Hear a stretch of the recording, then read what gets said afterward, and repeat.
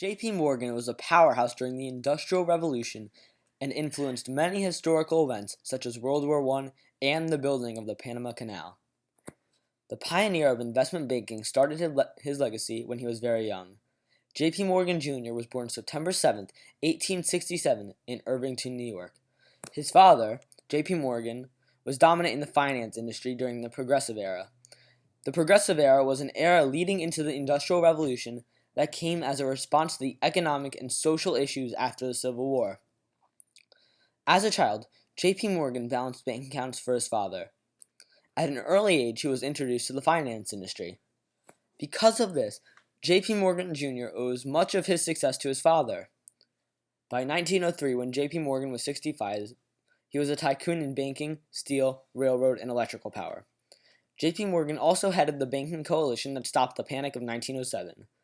J.P. Morgan Jr., more commonly referred to as J.P. Morgan like his father, inherited $50 million and became the owner of the House of Morgan upon the death of his father in 1913. But J.P. Morgan Jr. was successful far before that.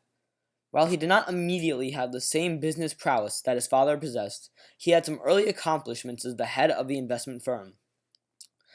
J.P. Morgan's biggest early accomplishment was funding the Allies during World War I. Morgan became so successful from the investment that in the 1930s, a Senate committee investigated Morgan's influence on America's entry into the war. His investments into the war started with a $12 million loan to Russia and then a $500 million loan to France. After the war, the Morgan Guaranty Trust Company managed Germany's reparations. But even before that, J.P. Morgan brokered a deal that made his company, J.P. Morgan and Company, the sole source of supplies and munitions purchases for the Allies. This produced a $3 billion commission for the company. J.P. Morgan Jr. was partly able to broker the deal because of the reputation of the House of Morgan. The Morgans started in London in the 1830s, but moved to the industrializing America, seeing the opportunity to become investment tycoons. The House of Morgan includes Morgan financial companies in the businesses of railroads, electricity, oil, and other commodities, the undisputed vanguard of steel in the 1800s, and wrote to him, asking for the amount it would take to buy out his steel mills. At the turn of the century, in 1901, J.P. Morgan bought out Carnegie Steel Company for $480 million, equivalent to $13 billion today. Morgan then founded U.S. Steel. U.S. Steel was the first company to have a net worth of over $1 billion, a staggering amount for the time. The tycoons faced a new issue in the form of a presidential election. John D. Rockefeller, J.P. Morgan, and Andrew Carnegie decided to back William McKinley in hopes that the age of the monopolies could continue into the turn of the century. President McKinley's assassination puts Theodore Roosevelt in office. A new era was dawning upon them. The era of the monopolies was over. But J.P. Morgan was not going to fall like Andrew Carnegie and John D. Rockefeller.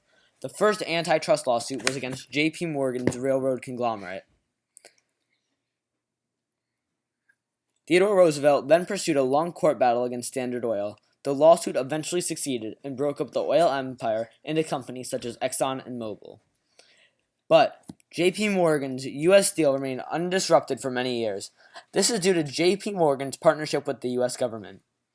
One loan that J.P. Morgan made to the U.S. government is a $100 million loan to the federal government to end the 2-year economic depression from the Panic of 1893. The crisis formed a post-war railroad bubble and bank failures that caused the country's gold reserves to diminish.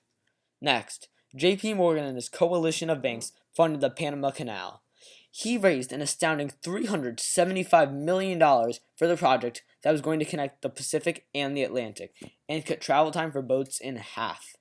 The history of the modern J.P. Morgan Chase and its vast influence is extremely complex and stretches back to the beginnings of the House of Morgan. J.P. Morgan Jr. abandoned everything his father taught him about investing as he found out about electricity. J.P. Morgan Jr. visited Thomas Edison's lab. Thomas Edison is a scientist born in Milan, Ohio. Thomas Edison had over 1,000 patents and is considered one of the best inventors of all time. J.P. Morgan saw the light bulb and was fascinated by it. Young J.P. took a risk and invested everything into Thomas Edison's light bulb. His house was the first in the entire world to be fully lit up by electricity. Nikola Tesla was a Croatian scientist whose parents moved to America. He had his own version of electricity, and instead of using direct current, he used and invented alternating current, which was more powerful than direct current, which was the one that Edison made. Since AC has a higher voltage and Thomas Edison considered it dangerous, he disregarded many of Tesla's works with alternating current. Nikola Tesla, searching for more, left Thomas Edison's lab and set to find an investor. George Westinghouse found Tesla's new innovation fascinating and invested in alternating current. Traveling around America, Tesla showed everyone that AC was not dangerous and showed AC flowing through his body. With AC on the rise, J.P. Morgan became nervous and needed to do something. Edison's powerhouse only powered a half-mile radius, while Tesla's powerhouse could power the whole entire East Coast. The war between Nikola Tesla and Thomas Edison had begun, and J.P. Morgan realized only one form of electricity would light up America, and he would do whatever it takes to prevail. With the ongoing war between Nikola Tesla and Thomas Edison beginning to boil, a victor would decide the future of America's power. The Niagara Falls Power Project was announced, and the engineers of the Niagara Project did not know which form of electricity that it would power. George Westinghouse and J.P. Morgan Jr. both received a letter talking about the Niagara Project, and both the investors realized that if they won the Niagara contract, that the other form of electricity would be obsolete. The Niagara Power Project would use massive amounts of water to produce hydroelectric energy, but the contract was still up for grabs. J.P. Morgan by this time was a billionaire and was sure he was going to secure the Niagara contract. George Westinghouse, on the other hand, was not as rich. Both brought options to the table, and nobody knew who would secure the contract. Soon afterwards, a letter goes out to J.P. Morgan Jr. and George Westinghouse. J.P. Morgan was sure he had the contract in his palms, but in a surprise turn of events, the contract goes to Westinghouse, and J.P. Morgan cannot do anything about it. With Westinghouse losing money because of Nikola Tesla's royalty contract, nobody would donate money to Westinghouse, and in days his business was on the verge of bankruptcy.